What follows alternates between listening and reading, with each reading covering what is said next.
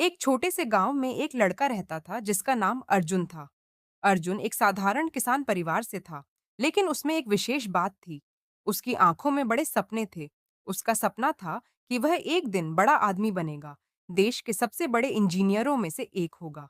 गांव में हर कोई उसे मजाक उड़ाता, कहता, तुम छोटे से गांव के लड़के हो, तुमसे यह सब नहीं होगा।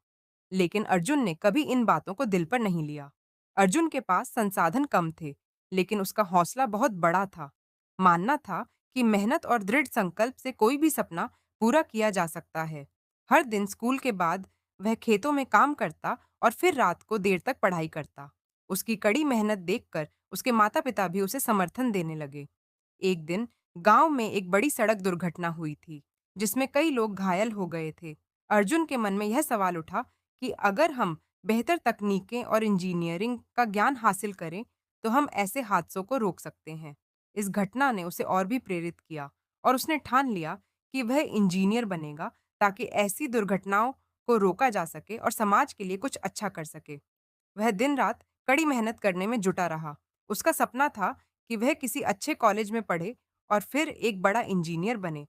पहले तो उसे कई बार असफलताओं का सामना करना पड़ा, लेकिन उसने कभी हार नहीं मानी।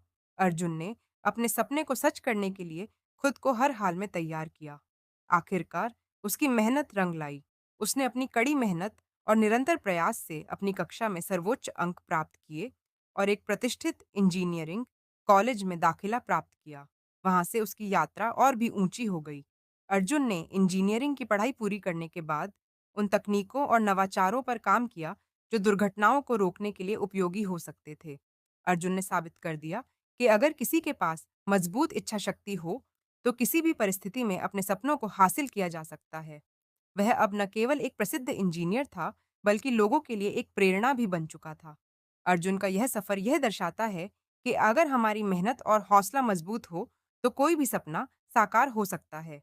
सीख: जीवन में आने वाली कठिनाइयाँ और असफलताएं हमें रोकने के लिए नहीं होती, बल्कि यह हमें और भी मजबूत बनाने के लिए होती है।